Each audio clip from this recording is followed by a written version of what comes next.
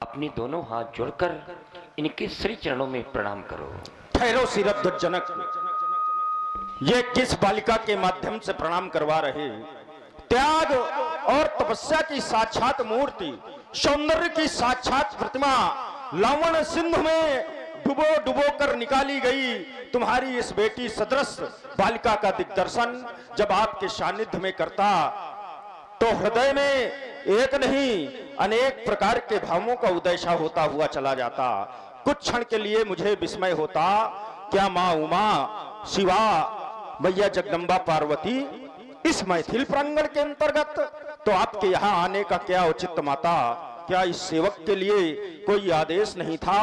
आप एक बार आदेश करती, आपके आदेश का अक्षर से क्रियान्वयन कर देता, किंतु मौन हो गई। तो राजन जानना चाहता ये बालिका कौन? ओम ज्ञान गंगा में नहाई भक्ति की रसधार है ये, जो सुंदरता को सुंदर करे, छवि का स्वयं श्रृंगार है ये।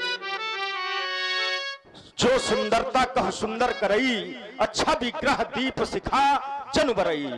तो जो सुंदरता को सुंदर करे, छवि का स्वयं श्रृंगार है ये। तुम बताओ जनक ये सुता पाई कहां से?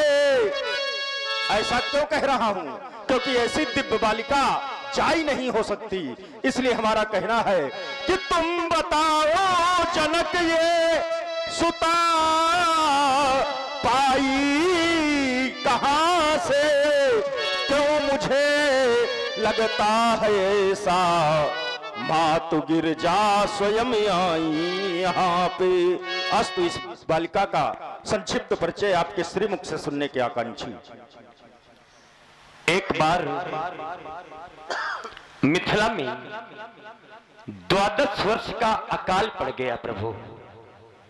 ब्राह्मणों ने उपाय बताया कि यदि आपके द्वारा और महारानी सुनैना के द्वारा पुंडरीक क्षेत्र में यदि स्वर्ण हल से भूमि शोधन किया जाए, स्वर्ण लांगल मादाय यज्ञ भूमि चखांसा, तो निश्चित ही ये अकाल सुकाल में परिवर्तित हो जाएगा। वो माधव मास अर्थात बैसाख का महीना शुक्ल पक्ष की नवमी तिथि को महारानी सुनैना के समेत हम भूमि शोधन करने लगे।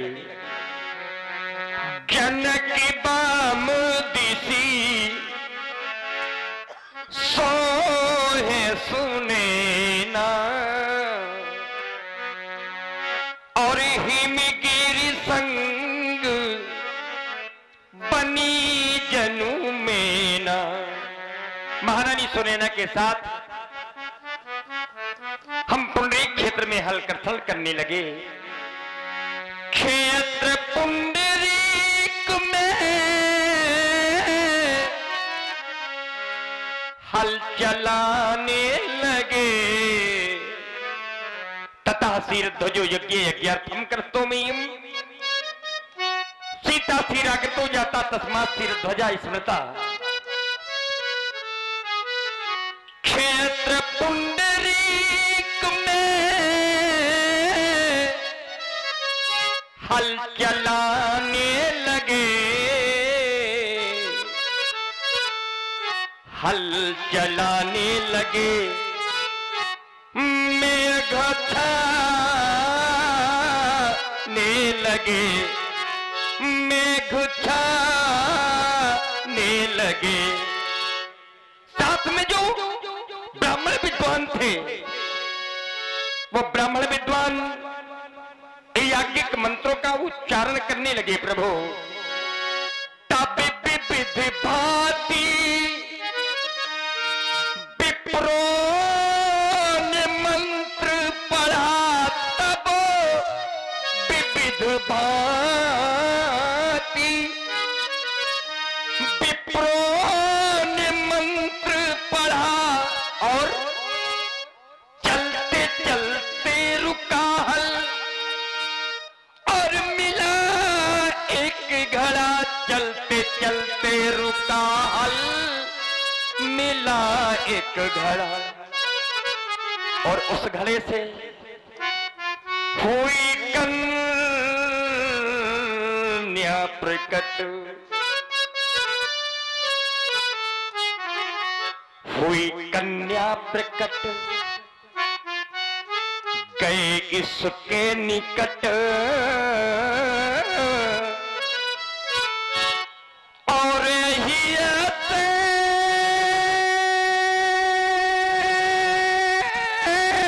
इसे हम लगाने लगे। ये लगाने लगे मेघ छाने लगे। मेघ छाने लगे। बेटी का नाम सीता है। ये कुंभ लग्न में पुख नक्षत्र में पुण्यानिमिता यांतु कुजे नमाम्याम श्री माधवे मासी सीते हलाग्रता भोर्ज इत्वा जनकेन कर्षणे सीता विरासित व्रतमत्र कुर्याद। पुख नक्षत्र में कुंभ लग्न में मिथुन राशि में दिन के मध्य दिवस में इसका प्रादुर्भाव हुआ। नाम सीता है। आशीष प्रदान करेंगे। विचार करता हूं राजन, कितना धन्य है तुम्हारा जीवन, कितना सौभाग्यशाली है तुम्हारा जीवन, कितना पुण्यशाली है तुम्हारा जीवन। क्यों? क्योंकि संसार में ना जाने कितने ऐसे लोग होंगे जिन्हें आज तक एक भी संतान की प्राप्ति ना हुई होगी। ये मंदिरों में जाते हैं, माथा टेकते हैं, मंदिरों की घंटियां बजाते बजाते टूट जाती हैं, परमात्मा से याचना करते हैं हमारे सूने आंगन में एक संतान का जन्म हो जाए, किंतु नहीं होता। माएं आंचल पसार करके मांगती हैं हमारी सूनी गोद पर एक संतान का जन्म हो जाए, नहीं होता। और आप जैसा राजा जिस समय हल लेकर के धरती के पास जाता है तो धरती भी आपको कन्या रूपी रत्न प्रदान करती है। धन्य है तुम्हारा जीवन। मेरा चिंतन चला गया संसार के लोगों की ओर, ऐसा क्यों होता है? उत्तर मिला, हमें जीवन में जो भी प्राप्त होता है वो अपने कर्मों का ही परिणाम प्राप्त होता है। जब हमारे द्वारा शुभ कर्म होते हैं अर्थात पुण्य कर्म होते हैं तो हमारे समक्ष जो परिस्थितियां आती हैं वो हमारे अनुकूल होती हैं, जिन्हें हम सुख का नाम देते हैं।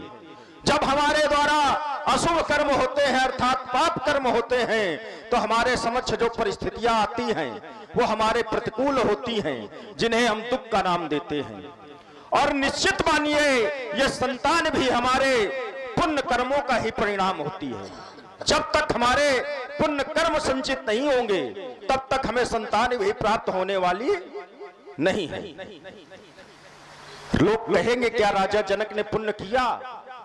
ना, राजा जनक ने पुण्य नहीं किया, बल्कि राजा जनक ने इतने पुण्य किए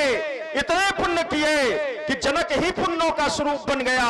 तभी तो शास्त्र ने कह दिया कि जनक सुकृत तो फिर क्यों ना हो मूरत वैदेही। आपने कहा 12 वर्ष का अकाल पड़ गया आपके राज्य में। क्यों पड़ गया अकाल? विचार किया। आचार्य कहते हैं राज्ञ धर्मिष्ठा पापे पापः समय समा प्रजानाम अनुवर्तन्ते यथा राजा तथा प्रजा। जब राजा और रानी राज्ञ धर्मिष्ठा धर्म युक्त होते हैं, धर्म करने वाले होते हैं, पापे पापः समय समाह पाप करने वाले होते हैं, पाप कर्म में अनुरक्त होते हैं, तो प्रजा भी उनका अनुसरण, प्रजा नाम अनुवर्तन्ते, प्रजा उनका अनुसरण करती है। तो यथा राजा सूत्र बना, यथा राजा तथा प्रजा, जैसा राजा वैसी प्रजा।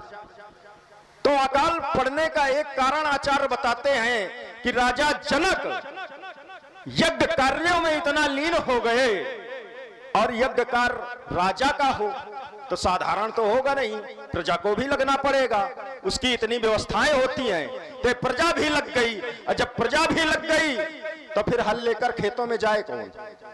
और जब कोई जाएगा नहीं तो वर्षा यद्यपि होती रही, लेकिन जब हल नहीं चलाया जाएगा तो अन्न कहां से उत्पादित होगा? तो हल नहीं चलाया गया और यज्ञ आप करते रहे, आपके भी जीवन में समस्या आई। क्यों? जो अंतिम यज्ञ आपने किया, ये किस लिए किया था? हाय, जब आपको ये कन्या मिली तो इसके पहले आपकी कामना पुत्र प्राप्त की रही। आचार्य कहते हैं विष्णु पुराण के अनुसार, तस्य पुत्र्यर्थं यज्ञं कृष्ण। क्या बात है! तभी तो आप जैसा राजा मिलता है, तभी कहने में अच्छा लगता है तुम उद्भट विद्वान। लोग देखते नहीं, इतना कह दो तो समस्याएं खड़ी हो जाती हैं। तो यज्ञ आपने किया और यज्ञों का अनुसंधान करके आपने इस दिव्य बालिका को प्राप्त किया है। इस दिव्य बालिका के लिए हमारा सुंदर आशीर्वाद। ये बालिका आपको धरती से मिली है, इसलिए मेरा आशीर्वाद भी धरती से जुड़ा हुआ। ओम ये धरती के अंत से उपजी, तू धरती माँ की प्यारी, सुख समृद्धि सौभाग्यवती भव, बेटी जनक दुलारी, चिर अमर रहे तव सिर से नूर, जब लगे माँ गंगा की धारा, संतति हो सौभाग्यशालिनी, ये शुभ वरदान हमारा। इन पतिव्रताओं की श्रेणी में पहला भाग तुम्हारा हो, अतुलनीय अनुराग पति से सीते सदा तुम्हारा हो। तेरा पति हो जग का राजा, तुम बनो जगत की रानी, पहले इतिहास के पन्नों में हो तेरी अमर। अश्वती बहुतम सौभाग्यवती बहुतम कल्याण वस्तु बहुतम। ले जाए राजन इस बालिका को। आशीष वीर सखी वरदानी, निज समाज ले गई तैयारी।